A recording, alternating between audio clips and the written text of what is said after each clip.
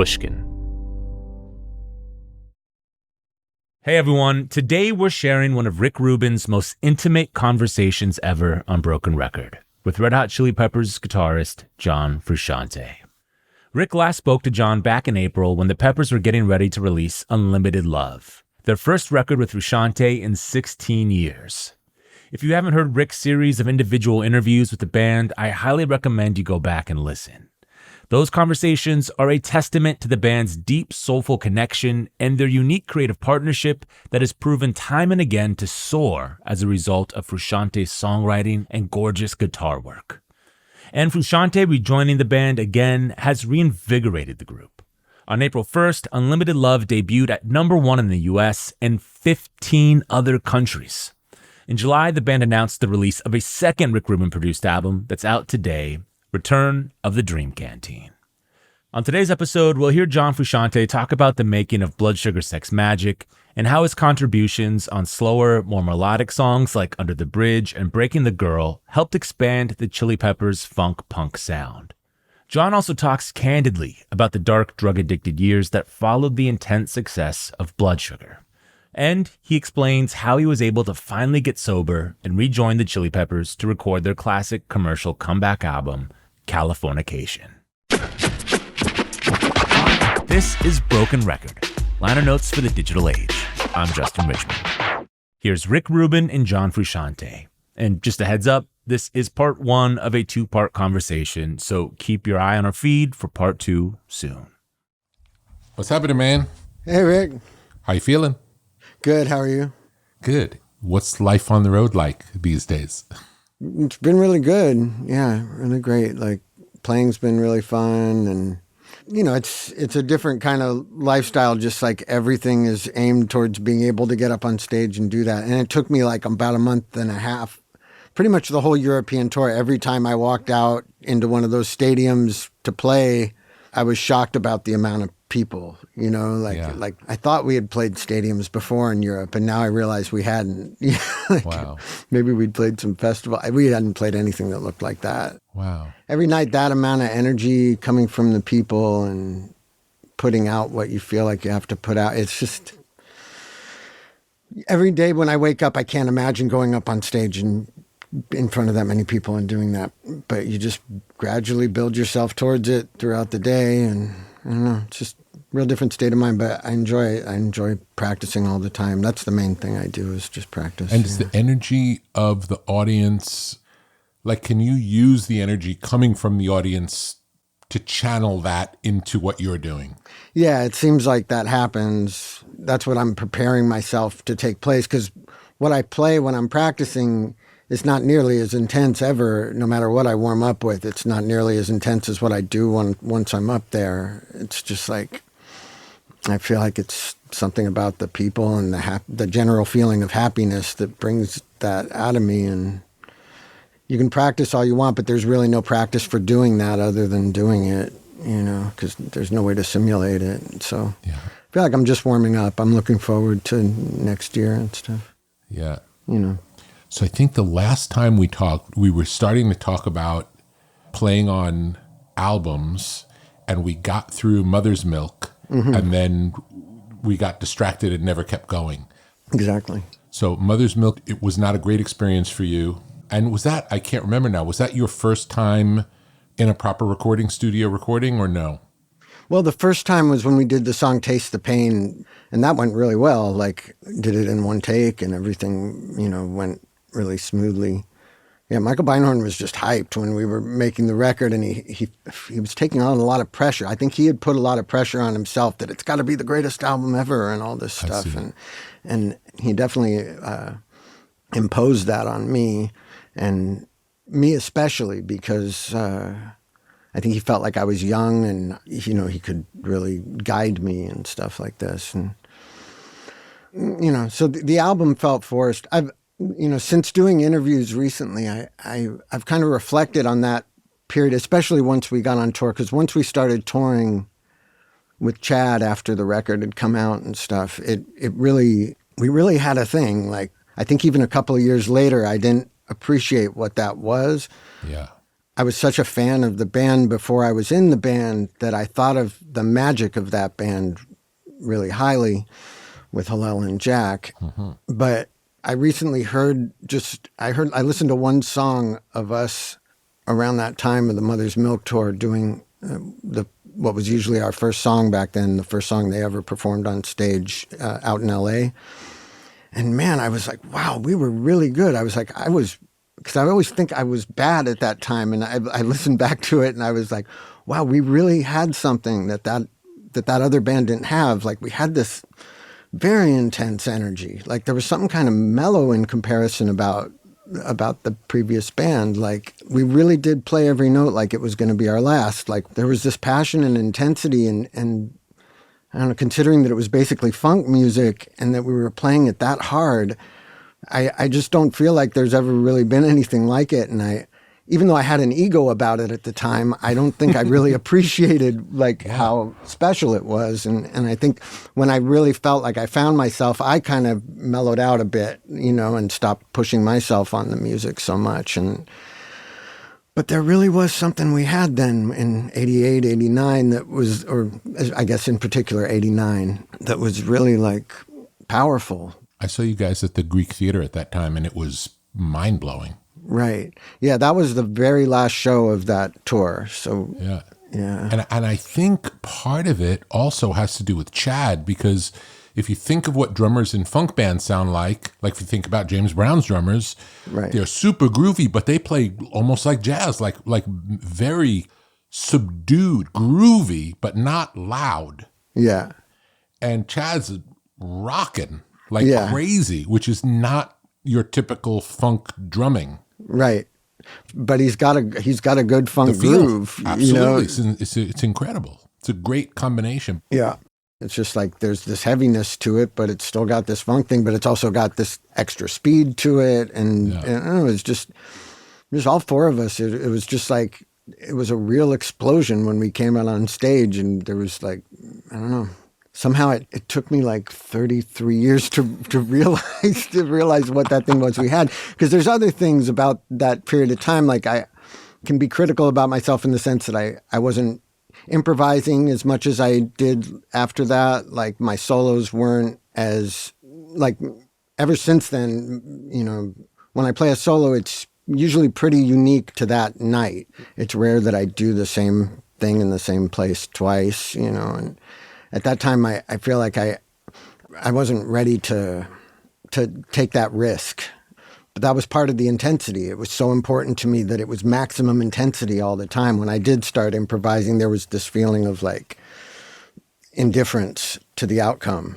Yeah, it feels much riskier to do that. Yeah, it is. And in 1989, I energetically, like, the energy was the main thing to me, and like I couldn't afford to let that energy slip at all the way I felt, So I'm glad I moved past that to being able to relax and allow mistakes to happen and allow myself to do a solo that's not great, and knowing that like taking the same risk the next time a great one might come, And, yeah. It also makes sense that because you were such a big fan of the original lineup of the band, and knowing you're just a different person, you always feel like, how do I fit in? How do I step up to this thing that I love so much? It doesn't even really have to do with how good of a guitar player you are. Do you know what I mean? It's like, those guys do this thing that I love, and now I get to do it, but it's weird. It's just weird. It's a weird thing. No, it's really strange. And Anthony and Flea, all my memories of seeing them prior to my being in the band, including what I had videotapes I managed to get a hold of early live shows of theirs and stuff that I used to watch when I was, 15, 16, 17. And they still have it to this day. They have this thing that happens on stage, and in a way they're kind of like that in life too. They somehow simultaneously appear to be trying very hard, and at the same time they seem like they're kicking back and they really don't care about the impression they make on anybody, and they're just there to be themselves. Like there's this balance in the persona of who they are on stage that somehow has this combination of a careless kind of relaxed, I don't give a shit thing. And I'm trying really hard at the same time to be the best entertainer I can be up here. It's funny combination. Like, it seems contradictory. And so coming into it, I think my first thought was that I was going to be as crazy as them on stage, and I think possibly the reason I didn't have that same balance is because I think I cared a lot for the reason that you're saying, Yeah. I couldn't have that relaxed indifference. That's this very cool sense that I used to get from them on stage. For me, if I was going to go up there and go crazy, that's all it was a guy going crazy. There was no cool kickback aspect to it, It just wasn't me trying to be wild and crazy. Like it's not my personality, and it wasn't the best way for me to serve the overall chemistry of the group, So having a relaxed mental attitude to the performance part, to the playing part, to everything was what turned out to be best for everybody, I think.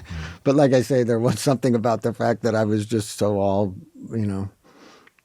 out in that first couple of years that, never got that back again, you know what I mean? Like, no, it's cool. And it's cool that that's a period of time. And that's like, you wouldn't change your diary entries either, It's like, that's a moment in time, and that was then. And now you get to do this, and it's great. And it's, it's different versions of good. It's not like they're in competition with each other. Yeah. I remember I went to see Radiohead 2 nights in a row at Radio City Music Hall. And the first night, it looked like Tom York didn't want to be there. And he was just standing at the mic and playing and singing and stone-faced, not moving, perfectly still. And it just felt like he was just waiting for the show to end. Yeah. And then the next night, which was the last show of the tour, he was the most animated I've ever seen him. Like, it was the opposite person. 2 nights in a row. Yeah. And he was running all over and happy. It was fascinating to see. I've had that same thing a few times on this tour. Like, I remember specifically DC to Boston was the same thing as what you just described. Like, there's certain nights where for some reason I can't put any physical energy into the show, including just the normal sort of crouched down, kind of leaning back kind of stance that's pretty normal for Flea and I to play in, and Anthony stands the same way too. It's just like, I can't even do that. I can just stand there perfectly straight up and with my legs straight and stand by Chad and just walk up to the mic when it's time to sing or press an effect and walk back to Chad after that. And just like, I can't look at the audience. I can't feel anything. Probably the best that ever comes out of my playing on a night like that is a kind of intensity that comes out of anger that I just focus into the playing, and I can't really enjoy it, but that's probably, if I listen back, I would imagine that would be the redeeming part of the show, is just some sort of focus that can come from being in a bad mood like that I can put into my lead playing in a certain way. But if that happens, do you always know it's like, oh, I had this argument earlier with someone and that's it? Or is it just like a feeling you wake up that way and it's not related to anything specific that you could point a finger at? Yeah. If I analyze it, I could have a theory, but there's really no way to know. There's really no way to know. I sense it when I'm walking towards the stage, and when I'm on stage, I realize it in that moment that I'm first on stage, and I realize, okay, I'm in one of those moods and I'm not going to be able to get out of it, Yeah.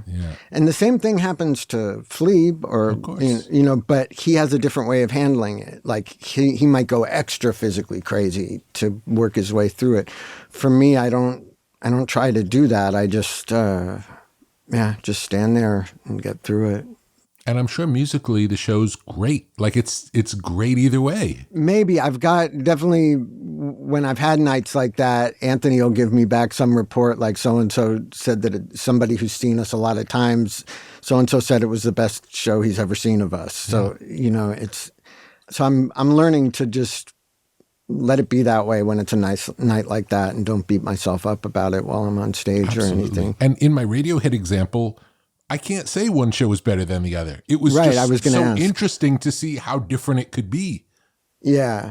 Yeah. The night following the night that I'm thinking of in Boston, like it was the freest, most loosest I could imagine feeling on stage. Like it was particularly like one of the best shows of the tour. So sometimes those nights are just to remind myself to really be able to feel it completely. Because if you felt good every night, you might never feel a particular high because there isn't the load to balance it. Take it for granted also. Yeah. So there's something about that. And it's like with meditation, when you sit to meditate, at the end of the meditation, there isn't a sense of, sometimes we'll say to ourselves, oh, that was a good one, or that wasn't a good one. And neither of those are true. It's like, if you sat down to do it, you did it, and that's all that matters. And then sometimes the experience of it is euphoric, and other times it feels like you don't go anywhere. And that's what it's supposed to be that day to get to the next one. It's just the path on the road, Yeah. Yeah, it's a really hard concept for people to understand, and for you to try to make yourself always remember is that that there's not a good and bad meditation.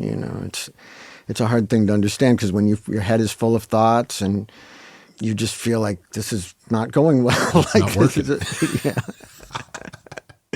But yeah, you really never know, and I know it from history of other bands too. I know like certain nights when somebody was supposedly like not in a good mood that night and they played really good. It was just different than how they normally played, So I don't know. I'm trying not to be too judgmental about it, but it's not as fun, that's for sure. Yeah. So the band was really rocking after Mother's Milk Live. And now it's time to make the next album. And that's when we started working together. And tell me from your perspective, what was the experience like of making Blood Sugar Sex Magik? Well, pretty much right around that time that we played at the Greek, I guess we had we took a couple of months off, and during that couple of months, I really was, and around that time, I remember I ran into you at Cantor's when we didn't know who was going to produce the record, and a lot of things were lining up for me as a musician and as a person right around that time, and I had some epiphanies in terms of taking the direction of my playing and my songwriting in a different direction. We were so close by that point as a band and as friends.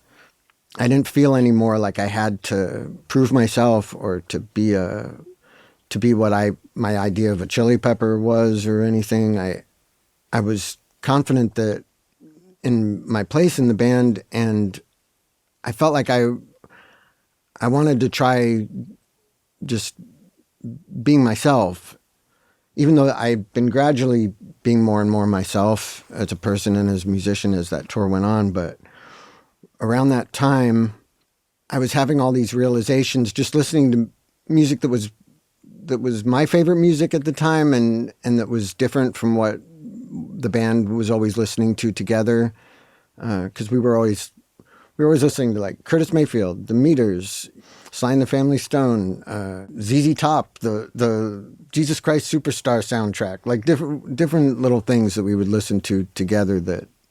And even at home, that was a lot of what I'd been listening to, that Fishbone, and so I just started.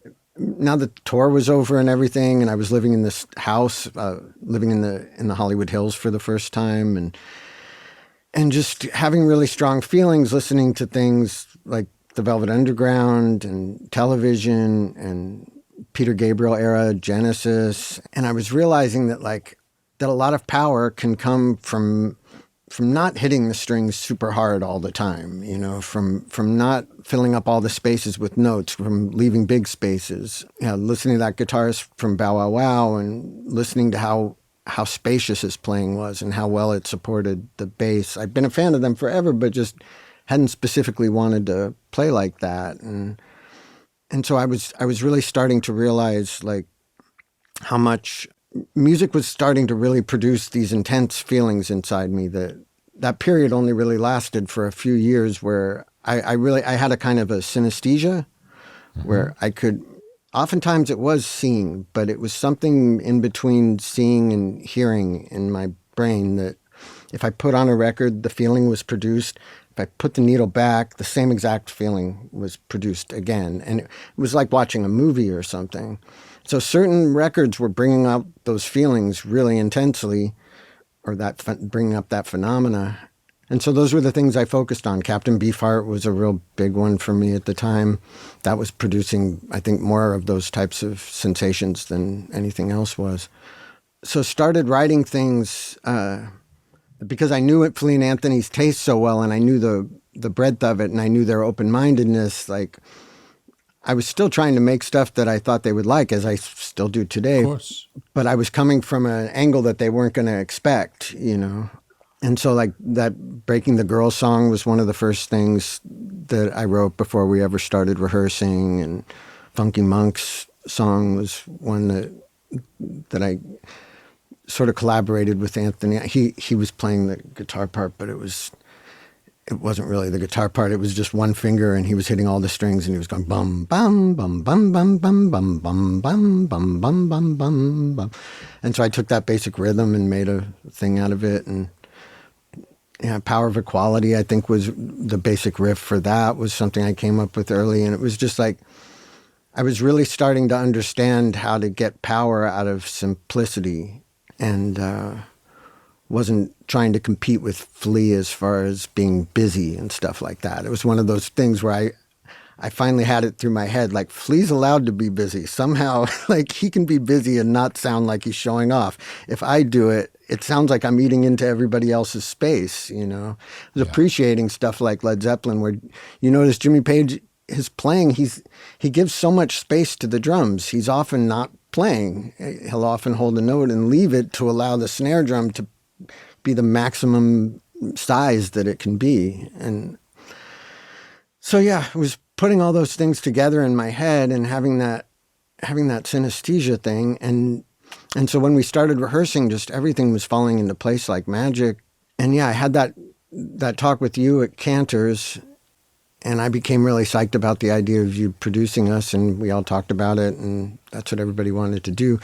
And the real exciting thing that we all noticed right off the bat was that you were the opposite of what Michael Beinhorn had been. You weren't putting any pressure on us. Your skill of listening was apparent immediately. You were there to listen, and you had no thought to impose yourself on the music or the direction at all. Like, you spoke when there was something you had to say, and you were silent the rest of the time. And it was really inspiring to us, because that, in a way, that not pushing yourself on things, that's exactly what I had come to right around that time when I ran into you in Canners, was like, wow, like, I don't need to force myself on the music. I can let music happen without proposing to, like, attack it, you know. And me playing that way made Flea sound better, and that inspired him, and he started backing off and not playing quite as busy himself. And we all just got really into listening to each other and supporting each other.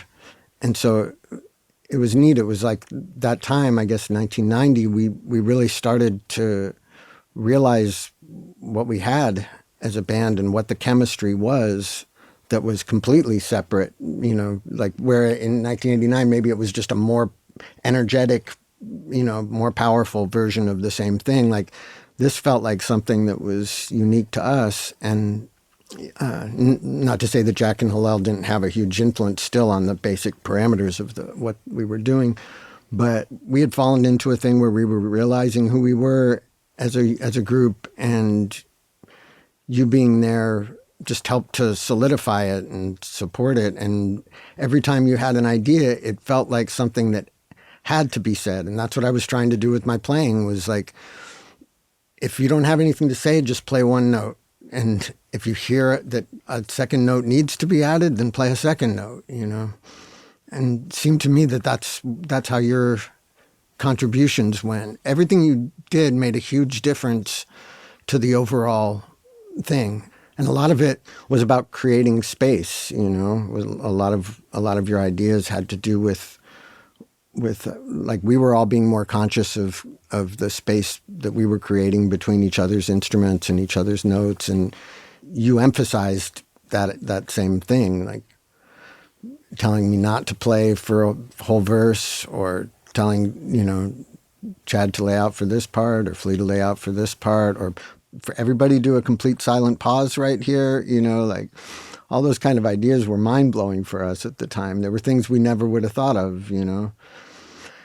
And your whole drum machine, what I perceived at the time, your experience with drum machines, because I don't know, had you worked with a lot of drummers at that point? You had worked with mostly drum machines. Right, yeah. So it I just mostly seemed programmed everything. Yeah, so it was really neat, like when you were helping Chad with a kick drum pattern or whatever, and like it really seemed like it was this drum machine mentality going into a real drummer, and it was really inspiring, and it felt really fresh and new, you know.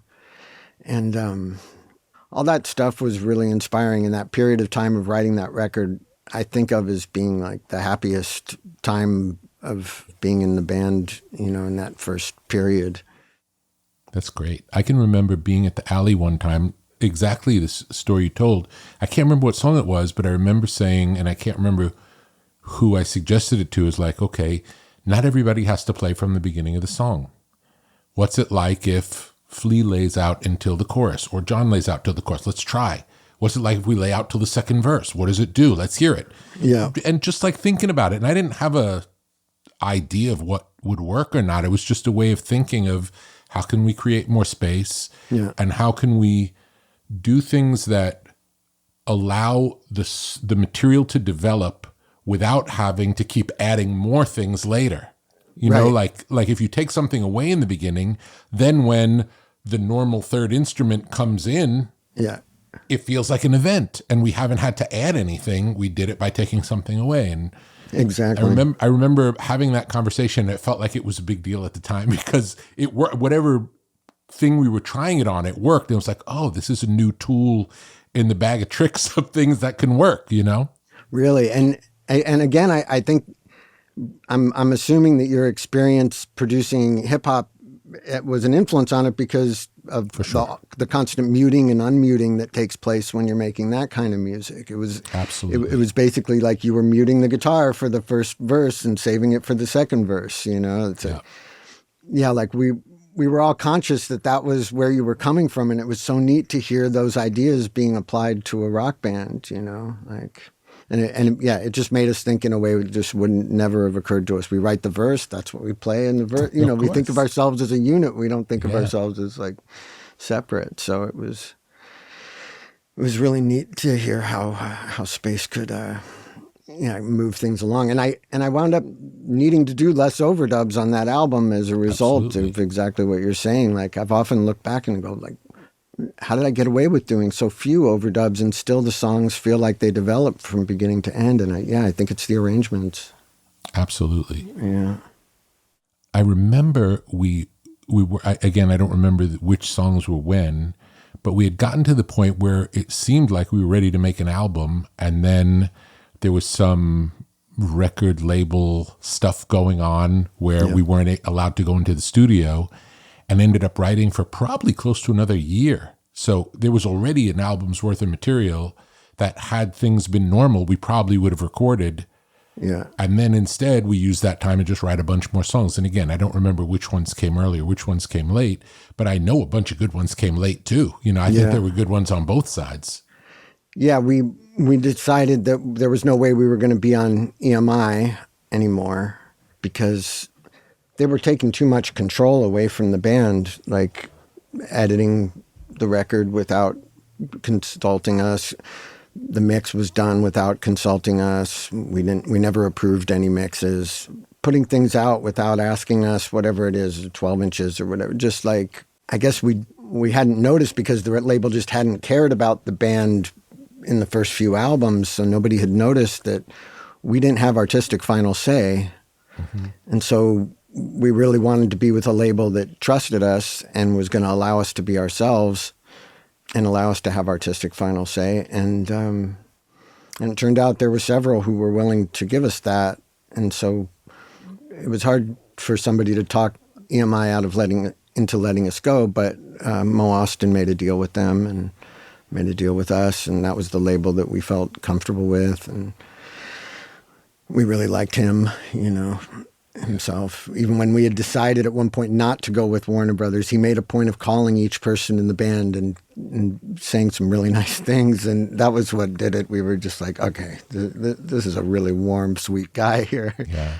You know. And he always was. The whole, my entire, I got to work with him for, 20-something years, and never a bad moment. Never a bad moment. Yeah.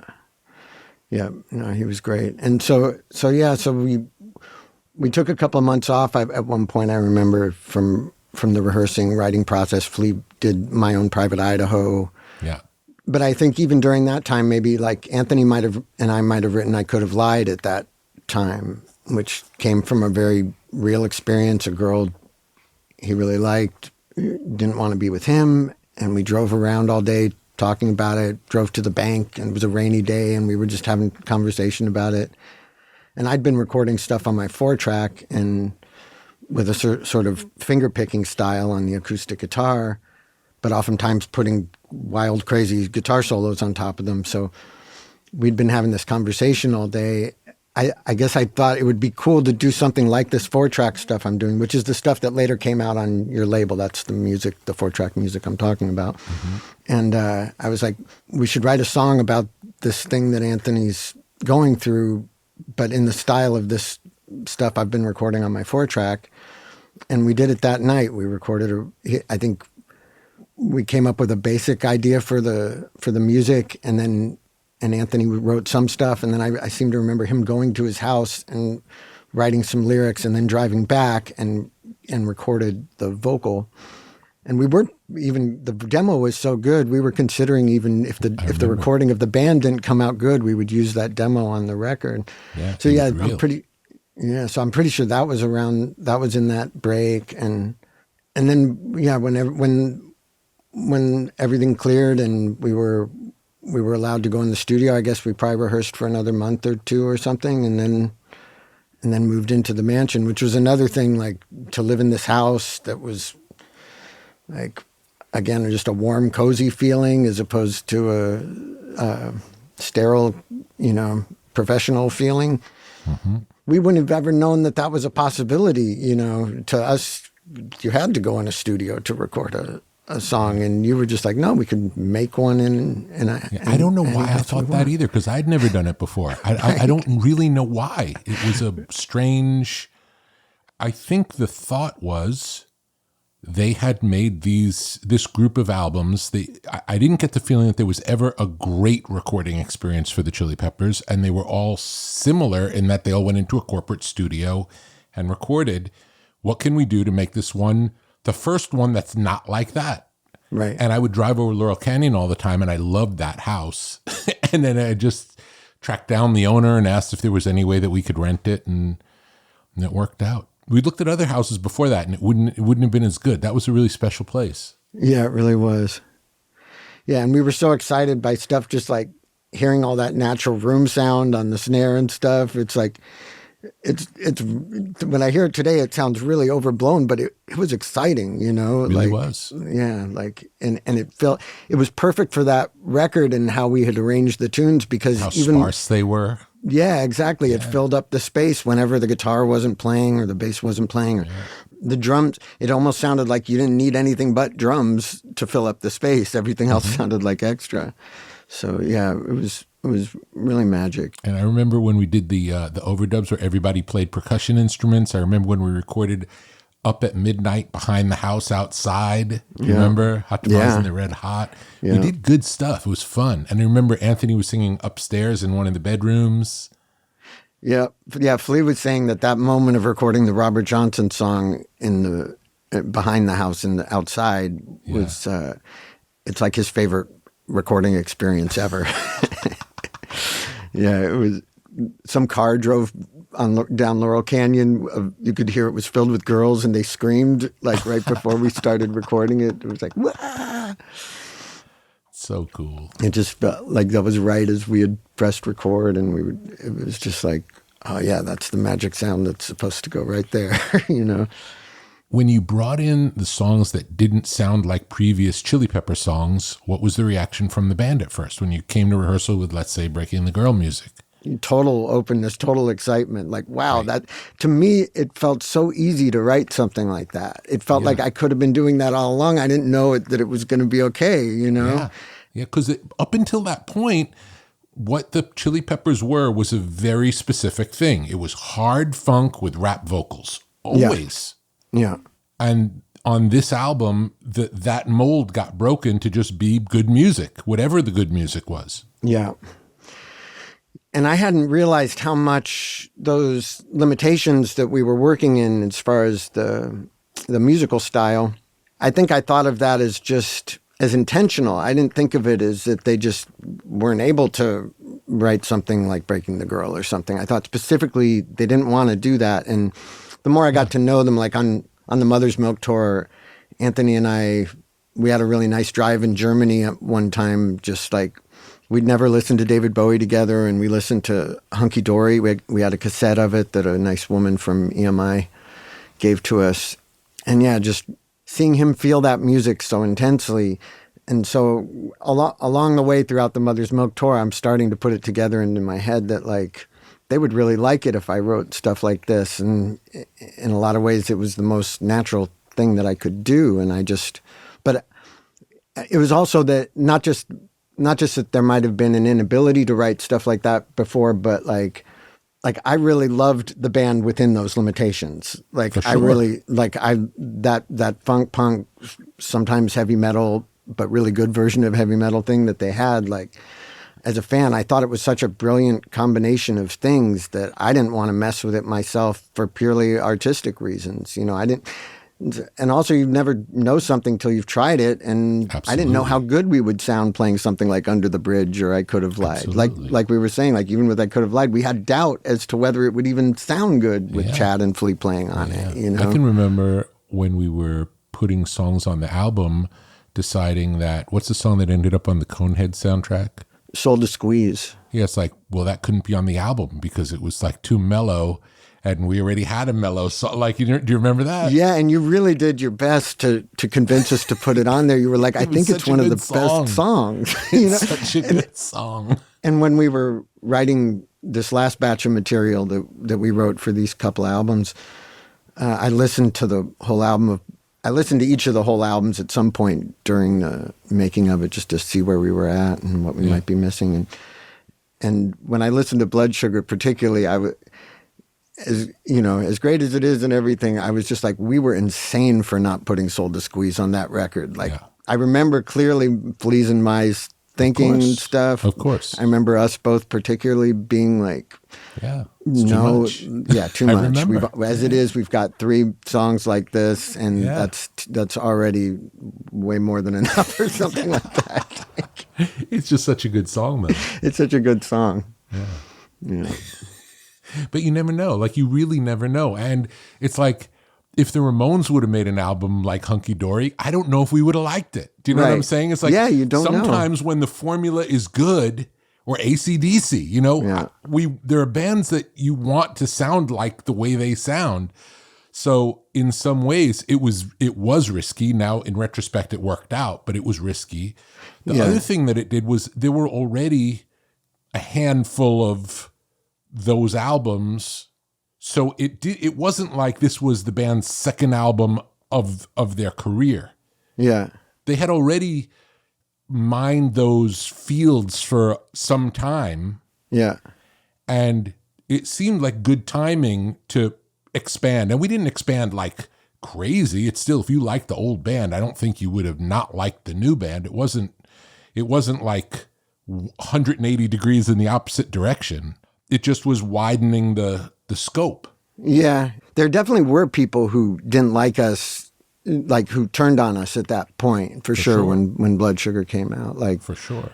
Yeah, there was definitely people that liked the fast punk thing and felt that we were selling out or whatever, you know. Yeah. I remember one interviewer came to the Blood Sugar house and he said, "So when are you guys playing Vegas?" And I said, I said, "Oh, we're playing in Vegas in August or whatever." Like I thought he actually meant when you're playing Went in on Las the Vegas. tour, Yeah. And then I go, "Oh, okay, I see what you That's so meant." funny. Yeah, like, and I'm sure I said something really rude to him, but yeah, like we got a little of that. I even remember like some punk kids like protesting at one of our shows and flea walking out and talking to them and stuff, and like, but in the long run, it definitely worked out. You know, like something similar happened in By the Way time as well. Like we went so far in this other direction that wasn't what people expected, and in the big picture, I think we gained more fans than we lost, but there were people who felt like the thing that they liked about the band, we weren't doing that anymore, you know. Yeah. But I think, you know, I don't know, I think artistically it's good to take those, you know, to take those risks, and absolutely. And I think for us it worked out career-wise in the long run, because I think people definitely think of us more as this band that makes these melodic, you know, pop tunes than they think of us as a funk punk band anymore, you know. Yeah. Yeah. And we're still able to compete with bands who do go for a complete heavy onslaught type sound. We still have a very intense power. Like we never lost that, you know, which is, I think, why maybe, even though sometimes we might have thrown some people off and initially they might not have liked the new direction or whatever, like I think a lot of the time those people, it grew on them, you know. I've never talked to you about this. Obviously, I talked to Anthony about it because I was with him at the beginning when it happened. But for Under the Bridge, I remember finding the lyrics in his book. I've told the story before, but I remember finding the lyrics, and I remember him saying, "That's not a Chili Peppers song," because it was still in those days. That couldn't be a Chili Peppers song. And I said, "Well, try sing it to the band, see what happens." And he was very resistant. And then he ended up playing it for you, or singing it to you.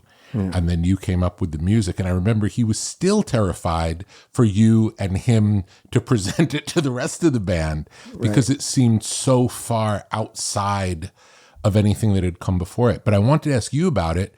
What was your experience when he first, because I wasn't there when he sang it to you. What was that like? My memory of it's a little different. I remember you and Anthony coming to rehearsal and you really urging him to do it, and him making a bunch of disclaimers, and you just really encouraging him to sing it to us.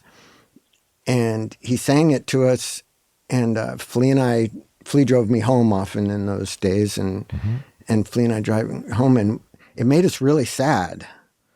Under the Bridge, hearing it just made us feel like, boy, Anthony's really bummed out. Like it's heavy words. Heavy words.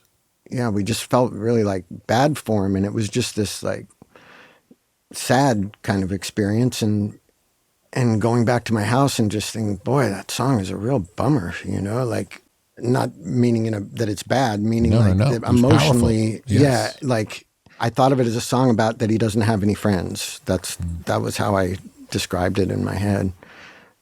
But with your encouragement and with having a feeling that there was something there, Anthony and I made a plan for me to go to his house.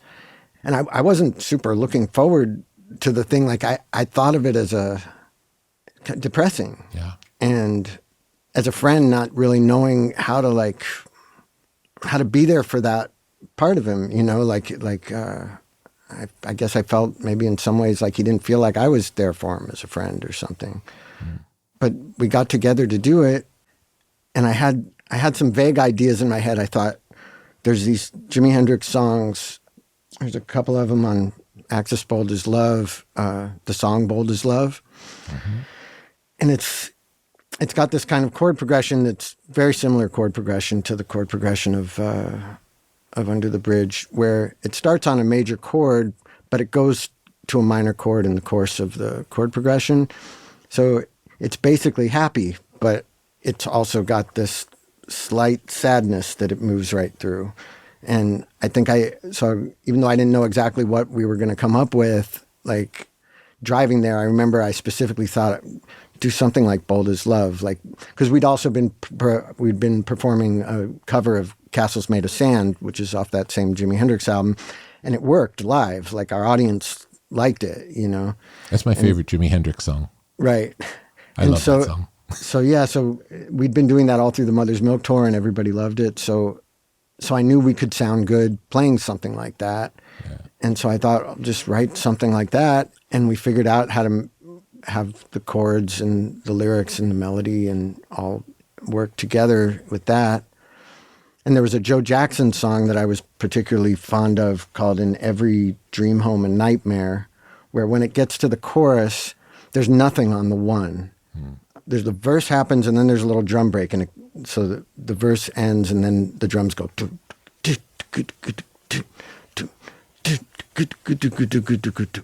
Bam, bam, bam, bam. So it's this interesting kind of groove, just where there's nothing on the one and there's a little drum break right before the chorus.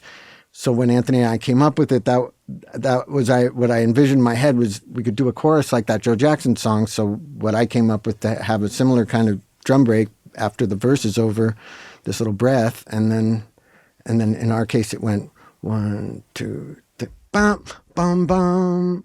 So like the chord was starting at a different time. It's sooner in the bar line, but it was the same basic idea.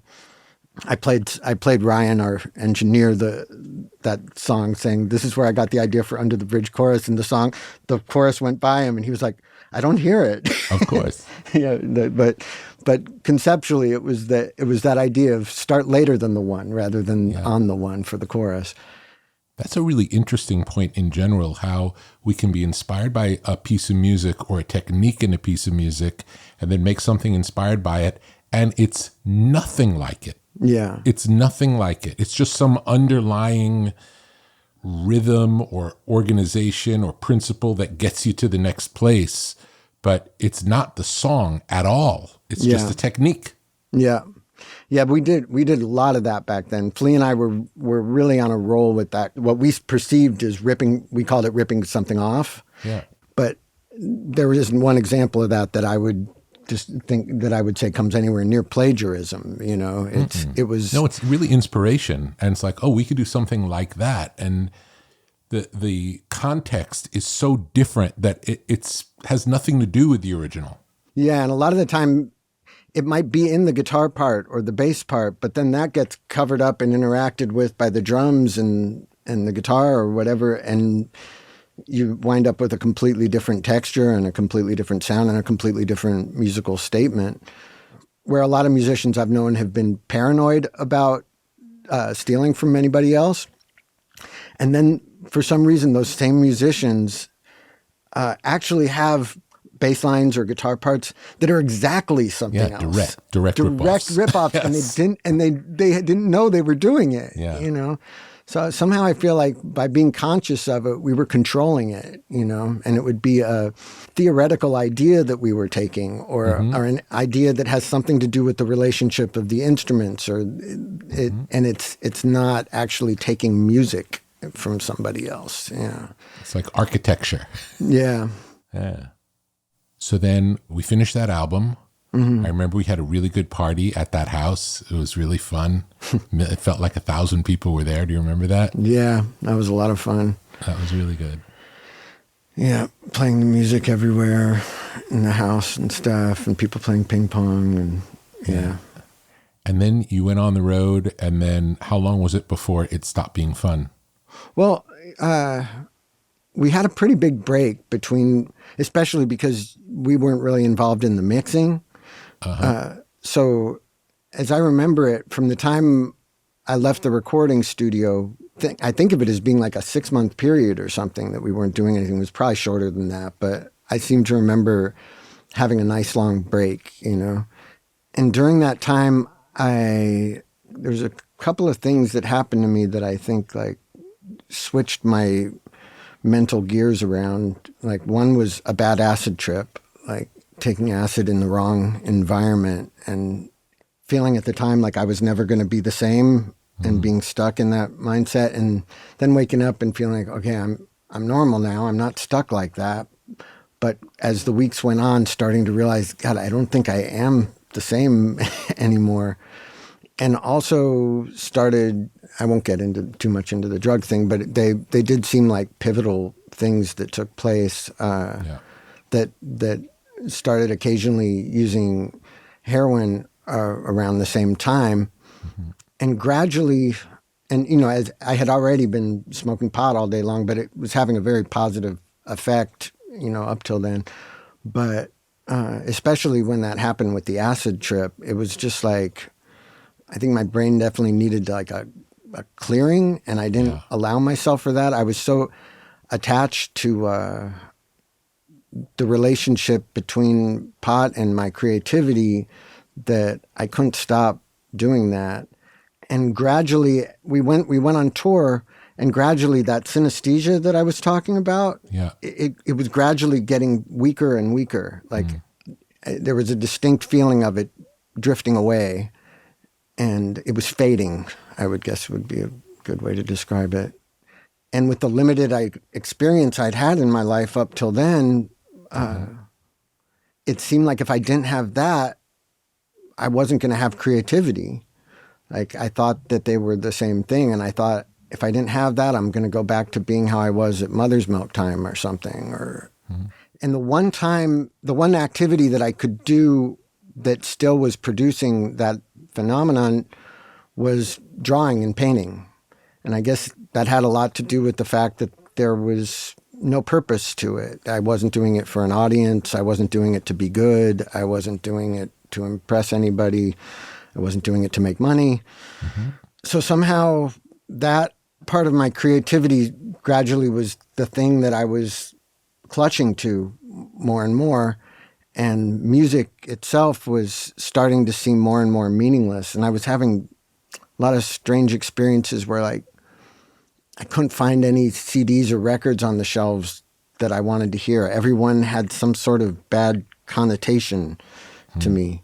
And those experiences were really scary. And so where music had felt like it was my best friend, it was starting to feel like music itself was turning on me or something. It felt like the voices in my head that had been guiding me towards what had been by far the most creative period of my life were starting to seem like angry at me or opposed to me in some way. We weren't working as a team anymore. And I felt like as the tour went on, I couldn't explain any of this stuff to anybody. I don't think I even knew the word synesthesia. I just knew it felt like my creativity was disappearing. Yeah. And the painting and the drawing and the drugs as well were with my sense if those feelings that I was having in me were what creativity was, those seemed like the way to hold on to it was to take drugs as much as I wanted and to paint and draw as much as possible. And that was really, you learn different ways of doing this kind of thing, of staying connected to creativity in your life. But at that time, I was 22 years old. It seemed to me that you just followed whatever those feelings that you have inside you are. You stay connected to whatever gives you that feeling. Like the Janis Joplin lyric about, you've got it if it makes you feel good. That's I thought that was the path to follow. So it didn't occur to me to do anything like stop smoking pot or stop taking drugs or, meditate. Not, these things just were not anything that me or anybody that I was close to was considering at the time. Yeah. Did you even meditate back then? Yeah. I learned when I was 14. Oh, right. Of course. Yeah. But I remember coming to see you when it was bad. Yeah. At your old house, and it was you didn't have many teeth then, if any, and the walls had blood all over them. There was a lot of vomit everywhere, and I think you may have still had one guitar, but maybe not even that. Yeah. And I remember you being resolute in what you were doing. There was a sense of, it wasn't like you were trapped and you wanted to get out. It was just the opposite. It's like, no, I am following my path and I'm following it to its end wherever it takes me. And you definitely owned it. You owned your choices and were going. It was, again, like, I respect you. I wouldn't tell you to do anything different. It's like, if you say this is what I want to do, it's like, I understand. I wouldn't want anyone telling me to do something different than what I want to do, whatever it is, right or wrong or good or bad or wherever it goes. It's like, I support you in your journey. And if this is the journey that feels like the one that you want to be on, it's sad for me to see, because it felt like you were going away. Yeah. I think you weighed very little at that time too, and were really weak, but you were still you, and you were still smiley, and like you were. It wouldn't be so different than the conversation we're having now, Right. Other than it just seemed more harrowing from an outsider coming in, that this was a scary situation. Yeah. It's just so we have no context for this situation at any point in my life. Like, I don't know what to do other than I love you, I support you, whatever it is. I don't know what that is. It's just scary. Yeah, no, that was a funny thing about me during that period in comparison to the other people that I was friends with who went down a similar path with drugs, was that they all felt guilty about it always. They all denied. It took them a long time to even admit that they were an addict, and it took them a long time to, and they would always be talking about how they were going to quit. They were always talking about how this is the last time. And I never did any of that. Like, while I was doing it, I was really happy doing it. I was so happy to still be in touch with that spark of creativity inside myself. And I really felt that it was drifting away while I was playing with the band. And as long as I had to do publicity and, and touring and all these things, performing in front of people, it just felt like it seemed to me there was no direction for it to go, but to disappear completely. And I felt that in what I was doing, I was keeping it alive. And really the hard time for me was when I attempted to stop. Like, there was about a year there where I just didn't feel like myself anymore. And the feelings went completely away. Like, once I stopped taking drugs, there was nothing, my head was blank. There was no seeing music as colors or music as shapes or anything like that anymore. It was just... Tell me the story of deciding to stop. You told me a story when I first saw you after that, and I want to see if it is still what it was then or close to what it was then. Yeah. The last time I saw you at your house, when things were scary for me to see, you were very positive on this journey that you were on. Right. And it was an unflinching move wherever it was going to go. Yeah. And then the next time I saw you was at LACMA at a Buñuel movie festival, and I didn't recognize you because you looked so radically different, but you were great and healthy, and I couldn't believe it. I was so happy. I was so happy to see you. I was so happy to see you alive. I was so happy to see you, and you were your happy self. So tell me about what happened in between for that to happen. Right. Okay. Getting specific, I'm pretty sure that time when I saw you at the Buñuel thing was during that first year that I had gotten over the addiction of heroin. That I've never since then had to be medicated to get off heroin. Mm-hmm. But it was about a year where most of the time I was clean, but I also had certain points during it where I had a speed binge or a crack binge or something. Like I had this idea that I could do things. I really always wanted to be able to do things occasionally, and so that was my first attempt to do that. And it was a hard period, because that thing when you didn't recognize me, like a lot of people had that with me at the time. Like my body had forgotten how to process food, and I didn't know anything really. I was trying to eat what I thought was health food, but it wasn't really super helping. And I felt very uncomfortable in my body.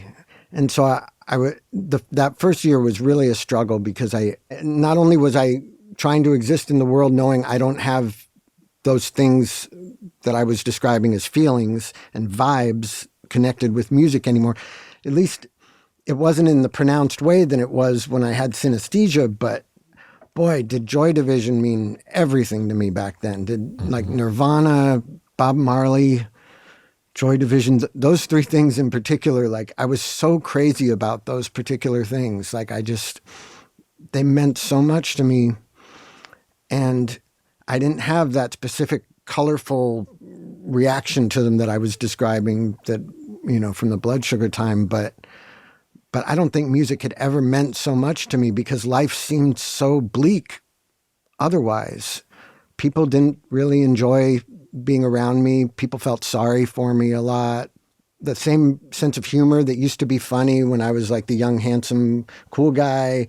Now, like the same jokes didn't work anymore. Like the same sense of humor wasn't working. I'm convinced that when I was 20, 21, I could have been an actor. At that time, 27, I had the distinct feeling I could never be an actor again. After this experience of realizing like how much of myself was on the surface, that was the reason that my personality was what it was very traumatic. And so that year was tough. And it ended with a few months of me making sure I avoided heroin addiction, but just doing whatever I wanted and going really off the deep end and having these crazy experiences where there were hallucinations, but they were very real for me, where like people were in my house that weren't there, and I spent hours talking to them and stuff.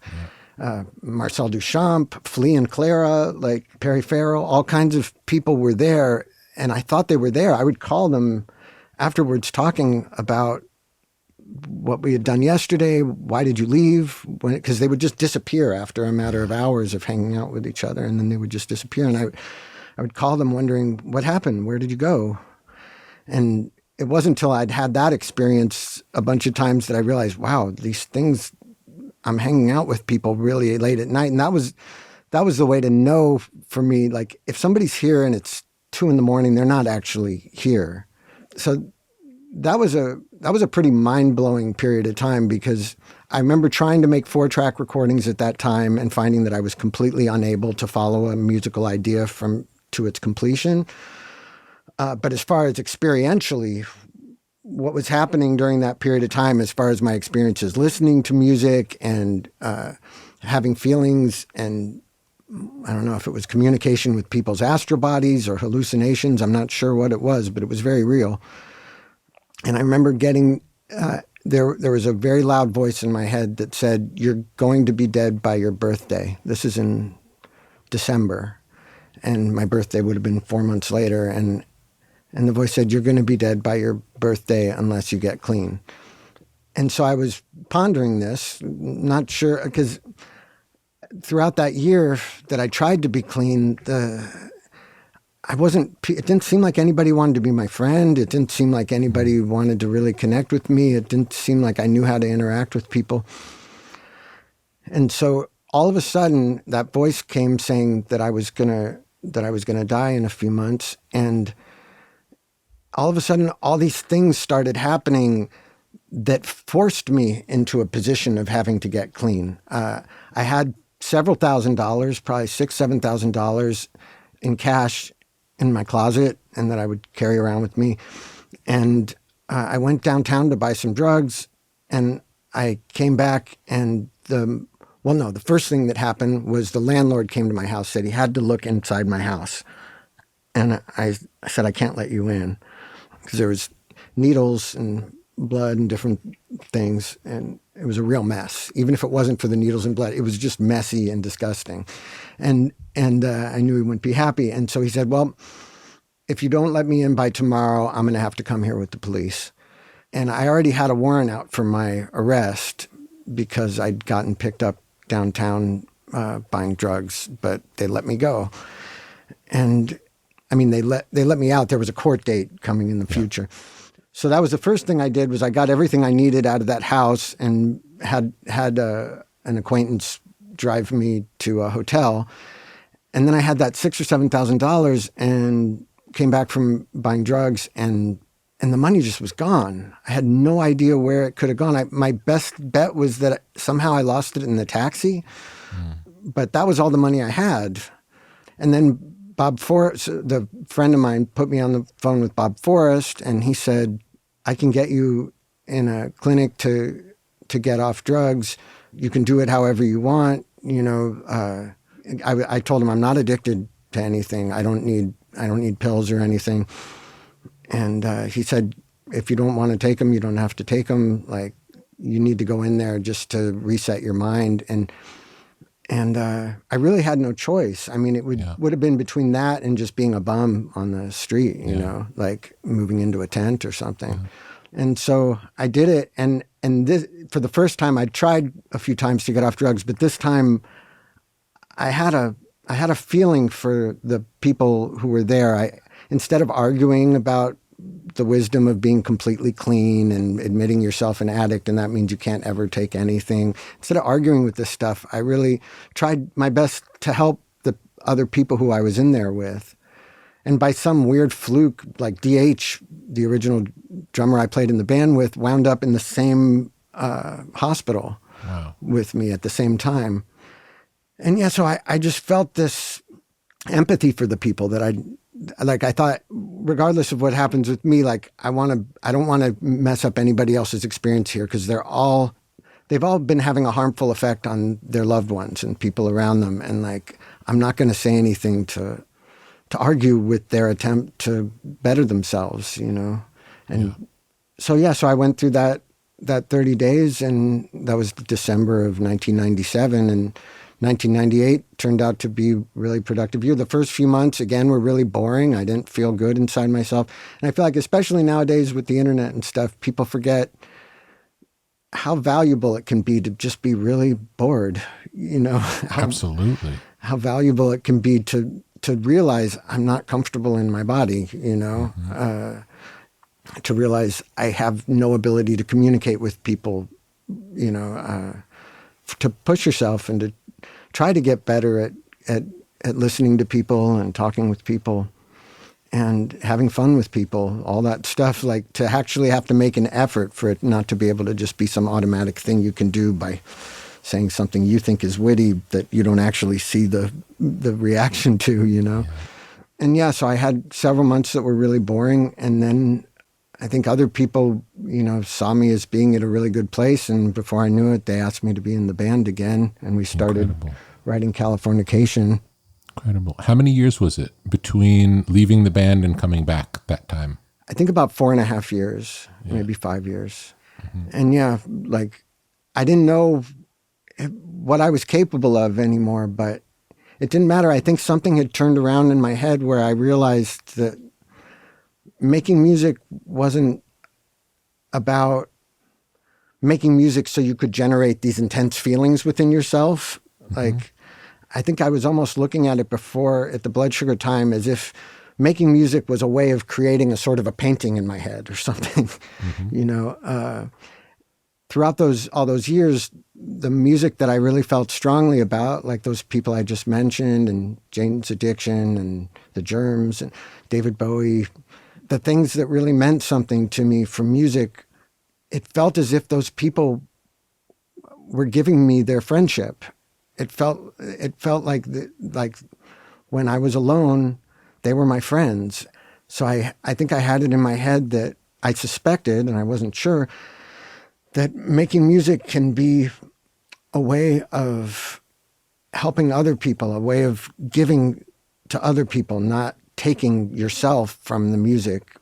That your own experience might be very bland, but you might have something in your soul that you can, by attempting to do something that you think is good, that you can give to other people that can function much like a good doctor does, where you're making people feel better. Mm-hmm. And those were the kind of ideas that were swimming around in my head at the time. And I had a lot of ideas.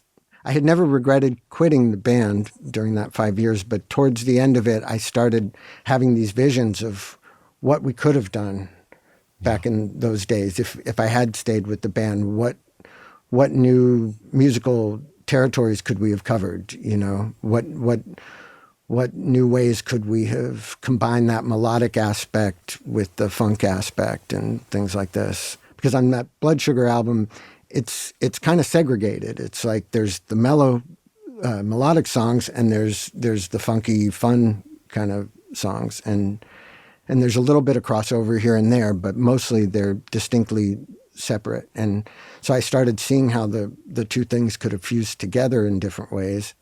And so when they asked me to be in the band, immediately I started being excited about, wow, that maybe that music I was hearing in my head that was something that I thought was just something that could have happened in the past that never can happen again. Maybe I can actually do those things. And we did them, and we were really excited about them. So and once that album was done and it did as well as it did and stuff, and it made people as happy as it did, it just like, it made me realize, yeah, it's true. Like, it doesn't really matter if you're blank in your head or if you have a ton of swirly, colorful scenes going on in your head while you're making music. That's not what it's about. It's about really connecting with the people you're playing with, supporting the people you're playing with, writing music that you feel is somehow connected to the music that you really love, that means something to you, and to have that mindset of wanting to share something with the people that you're making music with and with the people in the world who might eventually hear it, Even as something as specific as going into the studio and playing a song together and getting a good take is a wildly exciting feeling. Yeah. Like when it comes together and you hear it really sound good, I find it thrilling because it doesn't always, like sometimes you're playing, it's like, oh, it's okay. But when it really does something beyond the regular, it's a very thrilling feeling being in the room and feeling it happen. Yeah. And there's something about that thing that we were talking about earlier that I feel like you kind of infused on us, where your object going into it isn't to have a premonition that that's the feeling you're going to get. You go in with a kind of a humility and a kind of an innocence, not knowing how it's supposed to sound, not knowing what it's going to come back sounding like. And yeah, so when you go in with that mindset of just being ready for whatever to happen, and then you realize you're really happy with what's coming out of the speakers, it's true. It's really thrilling. It's a great feeling. It's different than I want it to be this way and like, check, I did it. It's different than that. It's when it feels like something bigger is happening than what we can control ourselves. Yeah. And I see it happen. I see it happen a lot in your band, where something happens where the way everybody feels it, and when everyone leans in the same way together, something big happens. Right. And it feels bigger than the individual parts. Not to take anything away from the individual parts. Yeah. But the combo does something, and it's very exciting. Yeah. Yeah, we're all really conscious of giving to each other and supporting each other, We see the space between the parts as being the fundamental thing. I don't think anybody is over concerned with their own part, like everybody's trying to find the right relationship between their part and the bass part, or like for me, my part in the bass part, my part in the drum part, my part in the vocal part. Like, you're trying to find a relationship to the other things. You're not trying to do your part as if your part exists in one bubble and their part exists in another bubble. So it seems like that mindset definitely contributes to the effect that you're talking about.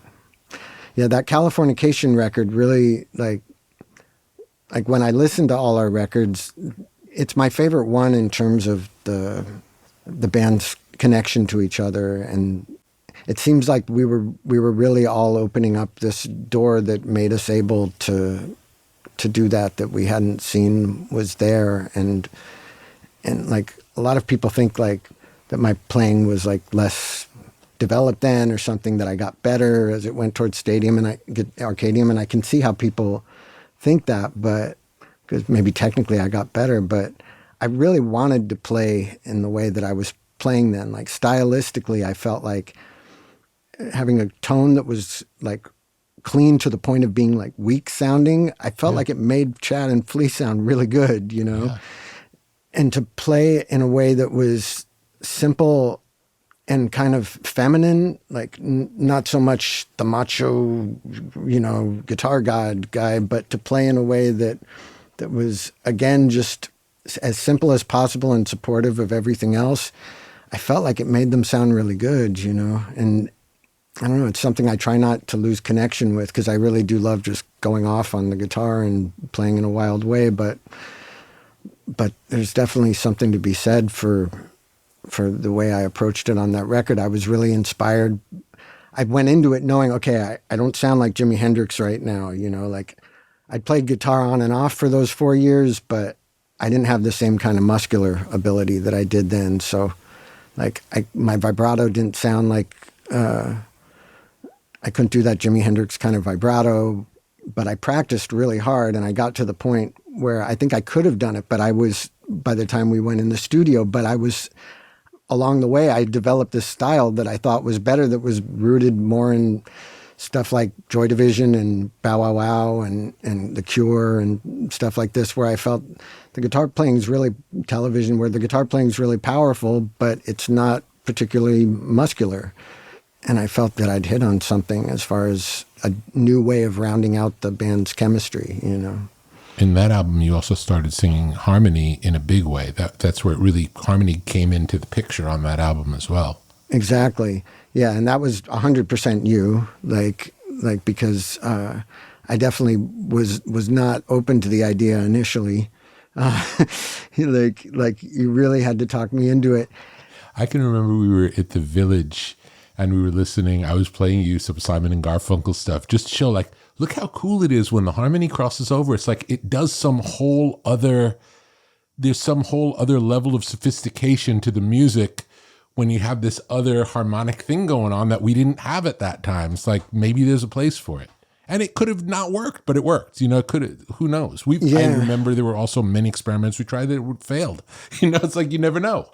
But that was one time where, like, yeah, there was a day when I listened to it and I came back and feeling like, you know, harmonies are lame, you know, but I continued listening to music at home every night when I went home.